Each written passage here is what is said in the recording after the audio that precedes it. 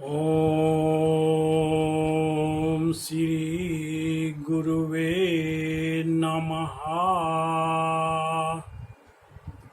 भाइयों एवं बहनों, गोपी गीत के तीसरे श्लोक पर बोला जा रहा है। गोपियां भगवान से कह रही हैं, भगवान अदृश्य हैं, भगवान से पुकार रही हैं, अपनी व्यथा को कह रही हैं कि हे भगवान, आपने विभिन्न अवसरों पर तरह तरह के भयों से मुक्ति दिलाई है और तरह तरह की भयों से क्यों जो है समस्त भयों से आपने हम लोगों की रक्षा की है। विषमयात्मजात विश्व तो भयात ऋषभ ते वयम रक्षिता मोहो। यानी सभी प्रकार के भयों से जो है हम लोगों को मुक्ति दिलाई है। गोपियां यह कह रही हैं, सभी प्रकार के भय संसार में, इस माया के संसार में जो है कितने प्रकार के भय हैं। तो सबसे पहले तो 5 क्लेश हैं, 5 प्रकार के कष्ट हैं संसार में। पहला है अहंकार, अविद्या। अविद्या जो है पहला है। अविद्या मतलब कि जो माया में ही रमे रहते हैं, जिसको जो है भगवान के तरफ का आइडिया रहता ही नहीं है। जो है अस्मिता, अहंकार। दूसरा है अहंकार। अहंकार पर पिछले वक्तव्यों में भी आप लोगों ने सुना होगा कि अहंकार में ही सारी दुनिया चल रही है। अहंकार जो है माया का ही एक रूप है, यह जड़ वस्तु है। अभी घर में अहंकार है, अभी बेटा में अहंकार है, अभी पति में अहंकार है, अभी पत्नी में अहंकार है, अभिमान में अहंकार है, प्रतिष्ठा में अहंकार है। लेकिन यह अहंकार भी नष्ट होते रहता है। कभी किसी चीज पर अहंकार चल जाता है, कभी किसी चीज पर अहंकार चल जाता है। और अहंकार में ही पढ़कर जो है हम बहुत प्रकार के कष्टों को भोगते रहते हैं। तो पहला है अविद्या, अज्ञान। अज्ञानता के कारण भी हम लोग बहुत प्रकार के कष्टों को भोगते रहते हैं। और दूसरा है अस्मिता, अहंकार। तीसरा है राग, माने जिससे हम संसार में राग करते हैं। इसको तो प्रेम नहीं कहा जा सकता है, स्नेह कहा। प्रेम तो केवल ईश्वर के लिए प्रयुक्त होने वाला शब्द है। 2.5 अक्षर प्रेम का पढ़े सुपंडित हो। तो राग जो करते हैं, किसी से हम स्नेह करते हैं, ये भी हमारे कष्ट का एक बहुत बड़ा कारण है। क्योंकि किसी से हम स्नेह करते हैं, शुरू बार में तो वह स्नेह बहुत ही अच्छा लगता है, लेकिन घटते घटते जब स्नेह 0 पर पहुंच जाता है और 0 से भी माइनस में जब जाने लगता है स्नेह, तो दुनिया में हिंसा उत्पन्न हो जाती है।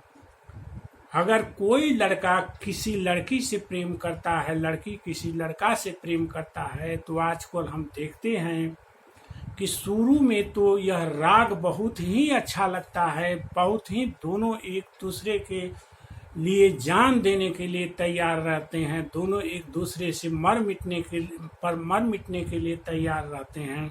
लेकिन जैसे जैसे वक्त गुजरता है, यह राग कम होने लगता है, राग कम होने लगता है और राग कम होके 0 पर आ जाता है। 0 से जब ही राग माइनस में जाता है कि तो लड़की लड़का का मर्डर कर देती है, नहीं तो लड़का ही लड़की का मर्डर कर देता है।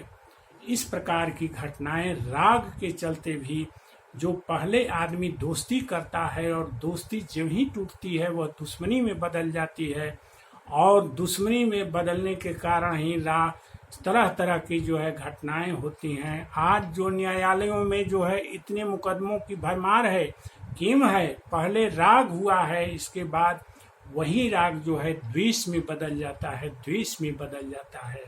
तो राग तीसरा नंबर, चौथा नंबर द्वेष। पहला नंबर अविद्या, दूसरा नंबर अहंकार, तीसरा नंबर राग और चौथा नंबर द्वेष और पांचवा नंबर है अभिनिवेश, माने मृत्यु का भय। इसमें भी मृत्यु का भय आया कि हम लोग हमेशा भयभीत रहते हैं। सब धन दौलत मान सम्मान से संपन्न होते हुए भी हम लोगों के मन में एक भय रहता है कि कहीं जो है मृत्यु ना आ जाए और हम लोगों को इस संभोग की सामग्रियों से वंचित होना पड़ेगा। जो है इस तरह से मृत्यु का भी भय हम लोगों को रहता है। अब जो है 5 प्रकार के दुख भी होते हैं, 5 प्रकार के मनुष्य दुख भी सहते हैं। जो उन दुखों के भय भी रहते हैं। जो पहले जो है गर्भ में दुख को उठाना पड़ता है, इसके बाद जो है जन्म का दुख सहना पड़ता है।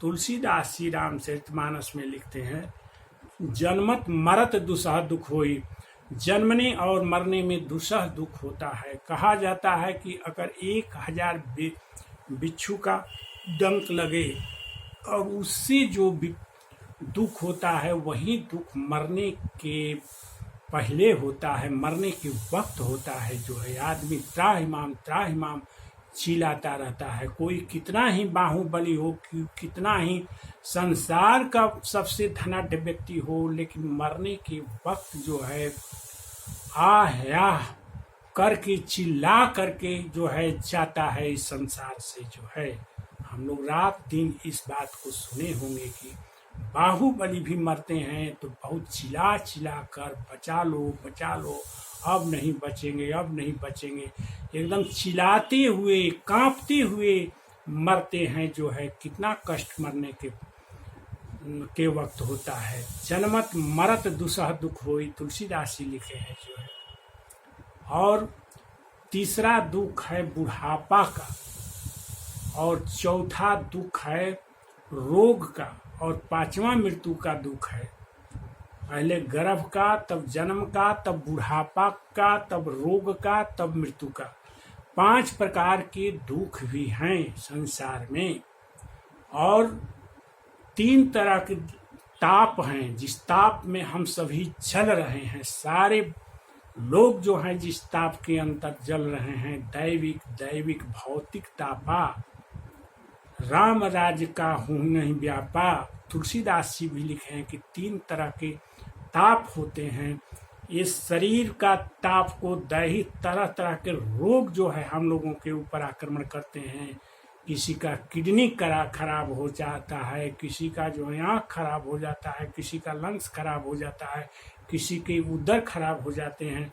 इस प्रकार देह से संबंधित ताप हम लोगों को हमेशा ही तपाता रहता है।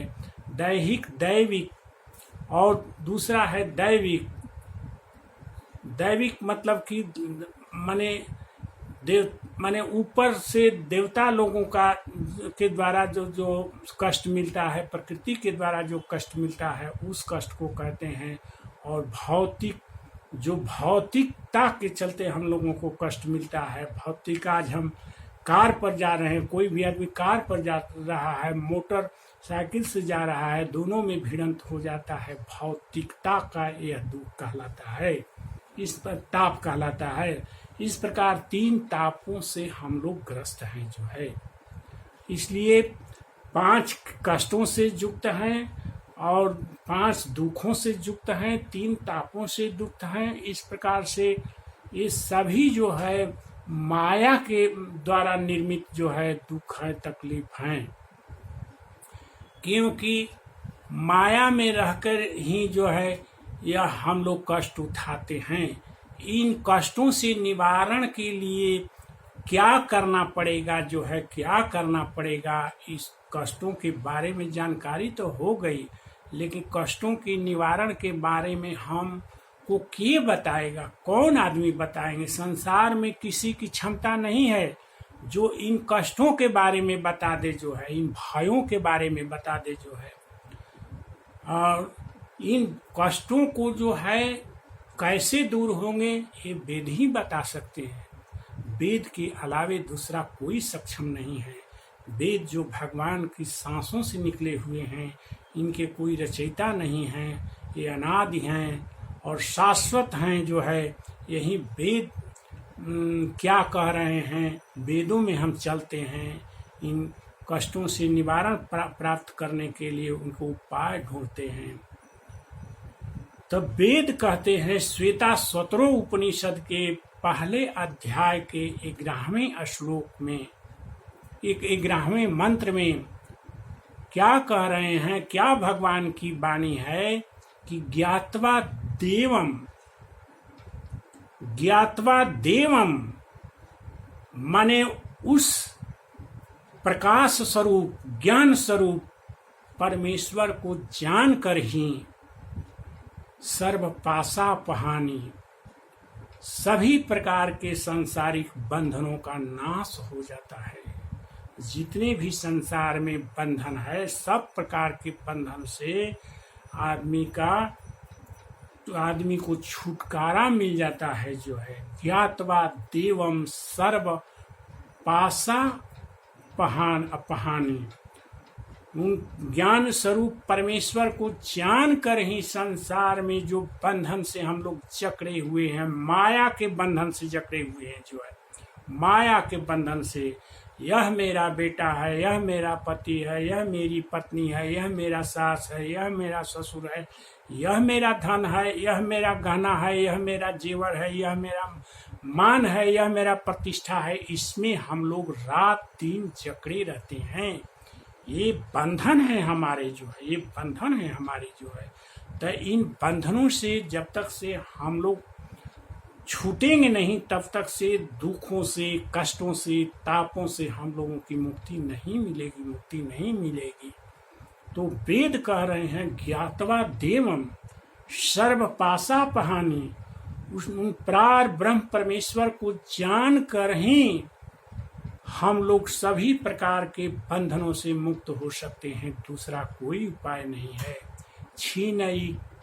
छीनई क्लेशई, और जो 5 प्रकार के कष्ट बताए गए हैं, अविद्या का कष्ट, अहंकार का कष्ट, राग का कष्ट, द्वेष का कष्ट, जो है और मृत्यु के भय का कष्ट, जो है 5 प्रकार के कष्टों का नाश कब होगा?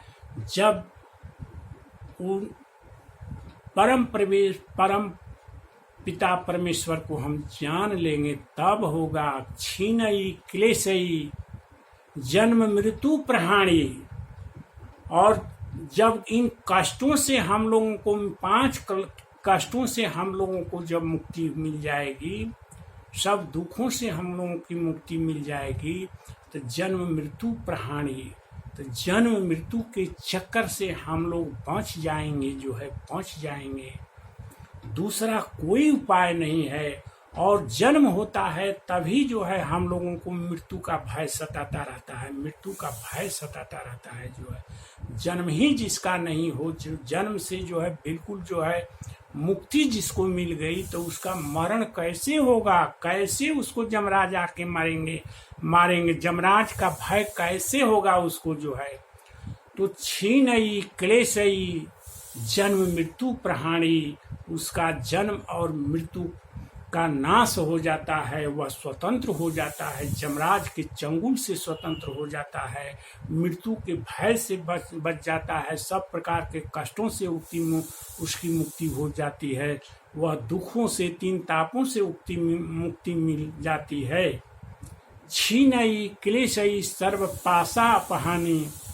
तो इस प्रकार से हम देखते हैं कि यह वेद मंत्र जो है हम लोगों को उपाय बता रहा है, जिस उपाय के चलते हम लोग अपने को मृत्यु के भय से सुरक्षित कर सकते हैं।